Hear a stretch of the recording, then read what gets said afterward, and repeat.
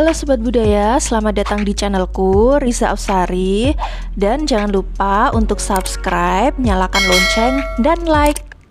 Kali ini aku sama temanku sedang berada di Jakarta Pusat dan kita akan menuju ke Museum Nasional Indonesia. Museum ini adalah museum tertua dan terbesar di Asia Tenggara dan dikenal juga sebagai Museum Gajah karena dahulu pernah ada raja dari Thailand yang saat berkunjung memberikan hadiah berupa patung gajah perunggu. Kemudian patung gajah itu dipajang di halaman depan museum. Museum ini buka setiap hari dari jam 8 pagi sampai 4 sore dan untuk dewasa hanya perlu membayar Rp15.000. Museum ini ada 2 gedung dan yang aku masukin sekarang adalah gedung lama yang halamannya menyimpan semua koleksi tentang arkeologi seperti arca dan prasasti. Salah satunya adalah arca Ganesha yang melambangkan dewa ilmu pengetahuan, dan untuk deskripsinya sudah bisa dilihat di setiap patung ya Sobat Budaya.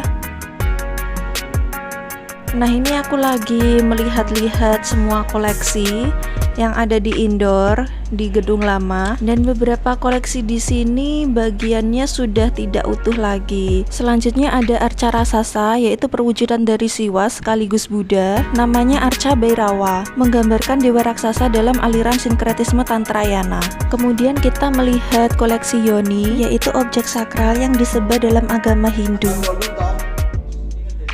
Karena aku kesini bersama teman-teman dari kebudayaan dari berbagai kota, jadi kami menyempatkan waktu untuk belajar tentang sejarah dari kota kami masing-masing. Salah satunya dengan melihat prasasti yang dulu ditemukan di Trenggalek, Jawa Timur. Dan kami mencoba untuk mempelajari kalimat apa sebenarnya yang terdapat di prasasti ini. Saking banyaknya koleksi yang ada di museum ini, tidak cukup untuk belajar hanya dalam satu hari. Karena museum ini mempunyai luas 26.500 meter persegi dan terdiri dari 2 gedung, kemudian ada 190.000 koleksi.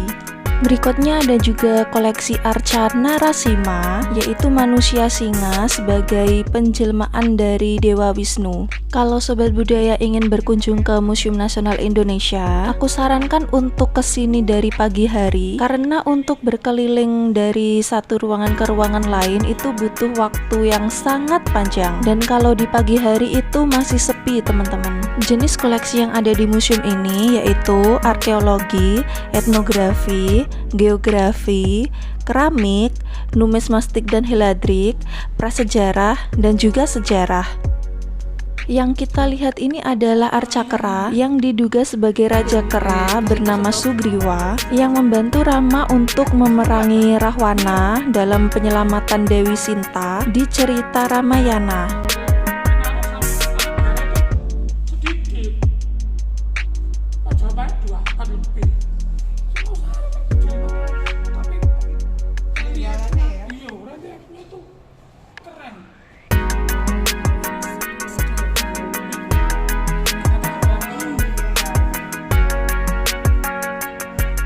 Untuk pengunjung yang mau beristirahat, lokasi tempat duduk ada di sebelah sini.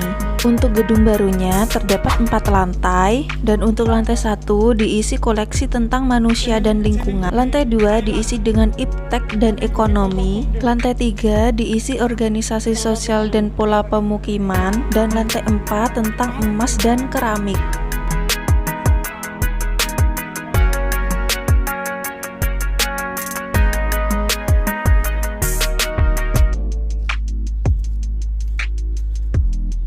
Berikutnya kita akan masuk ke ruangan prasejarah, di mana ada juga pengetahuan tentang seni cadas prasejarah, yaitu teknik menggambar manusia purba. Di sini ada perkakas prasejarah yang terbuat dari batu, kemudian ada perhiasan dari tulang, dan juga ada wadah yang terbuat dari tanah liat.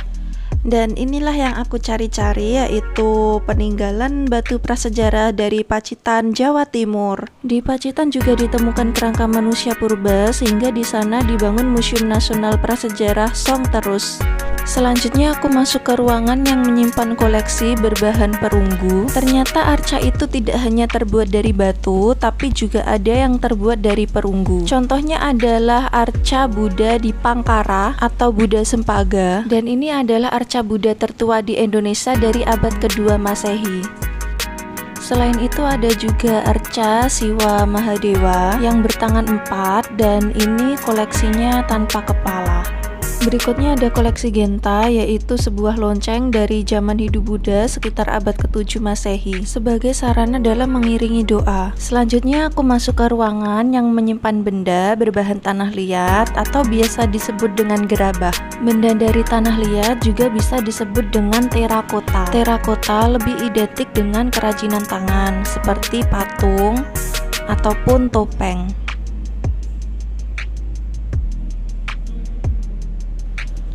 Nah, ini aku akan masuk ke ruangan keramik. Benda yang tersimpan di sini antara lain seperti vas, guci, mangkuk, tempat minum, piring dengan berbagai motif yang unik.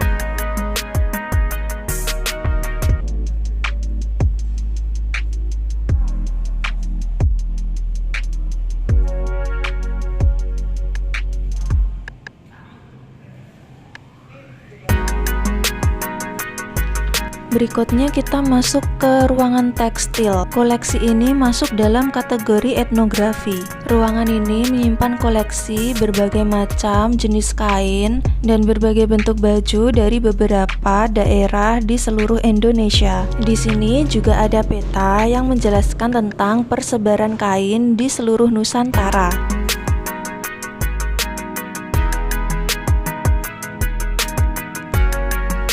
Ruangan selanjutnya adalah galeri topeng dan juga ada koleksi pusaka Nusantara. Untuk gedung baru belum aku dokumentasikan di sini karena ruangan emas yang aku kunjungin di gedung baru di lantai 4 itu tidak boleh untuk didokumentasikan. Sekian untuk penjelasan pengalaman jalan-jalanku di Museum Nasional Indonesia. Terima kasih untuk sobat budaya yang menonton. Semoga ini bisa menjadi referensi untuk teman-teman semuanya ya. Jangan lupa untuk subscribe, nyalakan lonceng, dan like. Sampai jumpa lagi.